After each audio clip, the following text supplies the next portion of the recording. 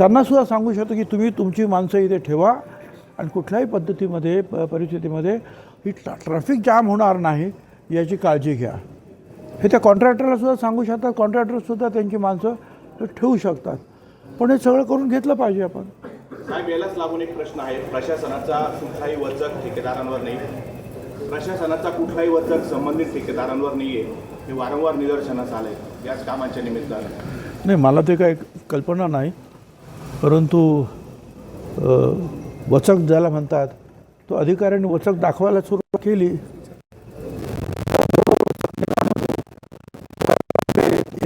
चांगलं एक उदाहरण आहे तुमच्यासमोर.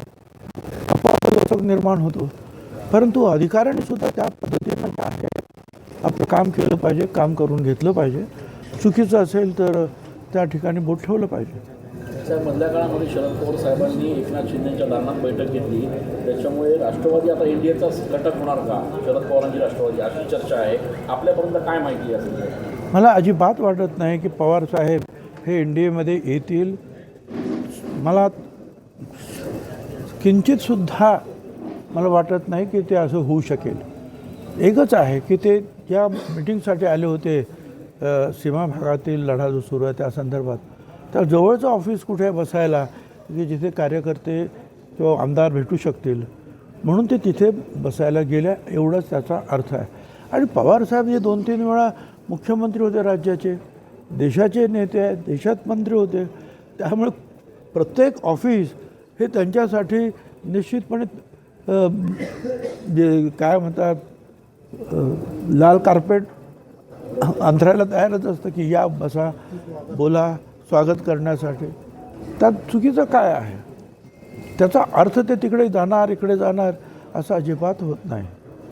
संजय राऊतांनी आज असं म्हटलंय की फडणवीसांनंतर बावनकुळे हे मुख्यमंत्री असतील, कारण बाकी कुठल्याही नेत्यांना स्कोप नाही आहे. त्याच्यामुळे बावनकुळे हे मुख्यमंत्री असतील फडणवीसांनंतर, जर फडणवीस केंद्रात गेले तर. नाही, मी काही ज्योतिष वगैरे काही विचारलं नाही, अजून पाहिलं नाही आहे. आणि त्याच्यावर किती विश्वास ठेवायचा म्हणजे मला काही कल्पना नाही आहे. आमच्याकडे एक काँग्रेसचे लीडर होते, अध्यक्ष होते. आणि ते सारखं पंचांग बघायचे आणि सांगायचे की पुढच्या वेळेला मीच मुख्यमंत्री होणार. सगळ्यांना सांगायचे ओपन, मीच मुख्यमंत्री होणार. अध्यक्षपदसुद्धा त्यांचं राहिलं नाही. मुख्यमंत्री गेलंच, अध्यक्षसुद्धा राहिले नाहीत ते. तर हे असं आहे. आता किती त्याच्यावर विश्वास ठेवायचा. आता त्यांनी जे आहे ते पंचांग म्हणून पाहिलं की परिस्थितीचं काय कारणानुसार त्यांनी घेतला. परंतु भाजप पक्ष जो आहे हा राष्ट्रव्यापी पक्ष आहे आणि त्यांचे लोक तिथे बसलेले आहेत. हजारो लोक, लाखो लोक काम करत असतात सर्व राज्यातून आणि तिथून ते निर्णय घेत असतात की योग्य आणि अयोग्य काय ते. तर त्याची काळजी आपल्याला करण्याचं काय कारण आहे? साहेब, नवीन गॅस कनेक्शन अजूनही मिळत नाही आहे. अडचणी येतात. युद्धानंतरची परिस्थिती पूर्ववत आली आपण म्हणतोय, पण नवीन गॅस कनेक्शन अजून भेटत. आपण पूर्ववत झाली परिस्थिती असं म्हणतो, तोपर्यंत परत लढाई सुरू होते. आता पुन्हा इराण आणि अमेरिका लढाई सुरू झाली. एकमेकावर बॉम्ब फेक, ड्रोन वगैरे ते सगळं सुरू झालं. मग असं झालं की ताबडतोब जसं शेअर मार्केटसुद्धा वर खाली होतं तसा हा पुरवठासुद्धा वर खाली होण्याची शक्यता असते. त्यामुळे थोडी अडचण कुठेतरी येऊ शकते. परंतु आम्ही सांगितलेलं आहे की जिथे गॅसची पाईपलाईन गेलेली आहे त्या ठिकाणच्या लोकांनी ताबडतोब अर्ज केले पाहिजेत किंवा आम्हाला तुमचं कनेक्शन गॅसचं द्या. आणि जिथे पाईपलाईन गेलेली नाही त्या ठिकाणी आपण LPG ज्या सिलेंडर्स आहेत ते देणारच. परवा एकनाथ खडसेंनी विनोद तावडेंची भेट घेतली, काल मातोश्रीवर भेटले. येत्या काही काळामध्ये नवीन राजकीय मला काय कल्पना नाही. मला असं वाटतं की एकनाथराव खडसे यांचे मला वाटतं 75वी की काहीतरी वाढदिवस आहे. 75वा असं वाटतं मला. आणि त्यानिमित्तानं त्यांनी मलासुद्धा आमंत्रण दिलं. अनेकांना ते आमंत्रण त्यांनी दिलं असेल. आणि ते फार जुने कार्यकर्ते, जुने लीडर, जुने आमदार राहिलेले आहेत, मंत्री राहिलेले आहेत. त्यामुळे स्वाभाविक आहे ना सगळ्यांना आमंत्रण देणं. One at a time. प्रधानमंत्री 40 साल के बाद न्यूजीलैंड के दौरे पे गए हैं, तो उसको लेके कुछ करार होंगे, उसके बारे में कुछ कहेंगे? प्रधानमंत्री न्यूजीलैंड के दौरे पे गए हैं, 40 अच्छी बात है ना कि अगर कुछ देश जो जिनके साथ हमारा रिश्ता रहा है, फिर वो तेल के नेपाल के बारे में, अगर कुछ रोड़े निर्माण होते हैं रास्ते में, तो दूसरे रास्ते तो ढूंढने चाहिए ना, कि मैं दूसरे देशों से जो है कुछ मिल रहा है, हमारा माल कुछ वहाँ जा रहा है। तो ये जो है अच्छी बात है कि ज़्यादा से ज़्यादा देशों से मिलना और उनके साथ जो है सारी चीज़ों का जो आदान प्रदान करना, व्यापार जो है उसका आदान प्रदान करना, उनकी चीज़ें यहाँ आएंगी, हमारी चीज़ें वहाँ जाएंगी, तभी जो है ना ये सर बिल्कुल जो है लोगों को काम धंधा जो है मिलेगा।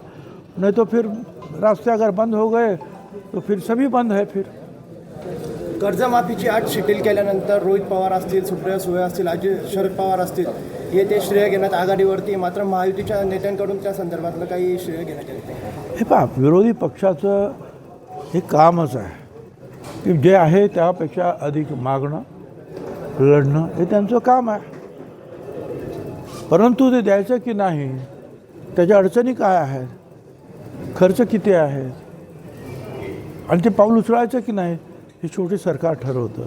आणि ते मुख्यमंत्री फडणवीस आणि उपमुख्यमंत्री यांनी ठरवलं आणि शेतकऱ्यांना जास्तीत जास्त मदत यावेळेला कधी नाही त्यापेक्षाही जास्त मदत देऊ केलेली आहे। आणि मला असं वाटतं की हे खरोखरच एक चांगलं पाऊल अनेक वर्षाने या सरकारनं उचललेलं आहे। सुहास कांदेंनी समीर भुजबळांवर कोट्यवधी रुपयांचा भ्रष्टाचार याचा आरोप विधिमंडळात केला आहे। पाऱ्यांवर बसून त्यांनी हे आंदोलनही केलं होतं। असं काही ज्या प्रकरणाशी ते बोलतात ते संपूर्ण प्रकरण जे आहे 3 हायकोर्टामध्ये आहे, न्यायप्रविष्ट आहे। मग संभाजीनगरचं म्हणजे औरंगाबाद हायकोर्ट आहे, कोल्हापूर जे आहे सर्किट बेंच आहे, नागपूर आहे, मुंबई आहे, तिथे या सगळ्या गोष्टीचा उहापोह होतो आहे। जे काही ज्यांना असं वाटतं की आपल्याला काय याच्यामध्ये काही संधी नाही आहे, काय मिळत नाही, ते कोर्टात जातात आणि कोर्ट प्रत्येक गोष्टीची छाननी करून जो निर्णय होईल तो होईल। आता ते जर सबज्युडिस असेल तो त्याच्यावर भी जास्त भाष्य करणे योग्य नाही। राम मंदिर चंदा चोरी को लेकर अभी महाराष्ट्र से भी बात आ रही है। सिद्धिविनायक मंदिर में भी दान को लेकर कुछ हेराफेरी हुई है। एकनाथ शिंदे ने भी उनके ऊपर स्टेटमेंट दिया है, उद्धव ठाकरे के ऊपर उन्होंने बयान दिया है, क्या कहेंगे इसके बारे में?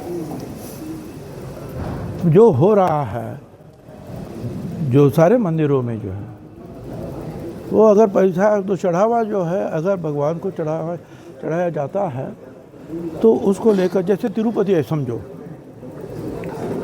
उन्होंने मेडिकल कॉलेजेस, दूसरे कॉलेज, शिक्षण संस्थाएं इसी पैसे से जो है निर्माण किया है। दूध डेयरी बहुत बड़ी उन्होंने निर्माण की है। तो होना तो ये चाहिए कि जो चढ़ावा भगवान के लिए दिया जाता है उससे से ज़्यादा लोगों के जो फ़ायदे की जो बातें हैं वो बननी चाहिए। और वो उदाहरण जो है तिरुपति ने आप सब लोगों के सामने रखा है। मगर अगर बीच में अगर उसको कुछ गड़बड़ी हो जाती है तो फिर वो निर्माण नहीं होगा।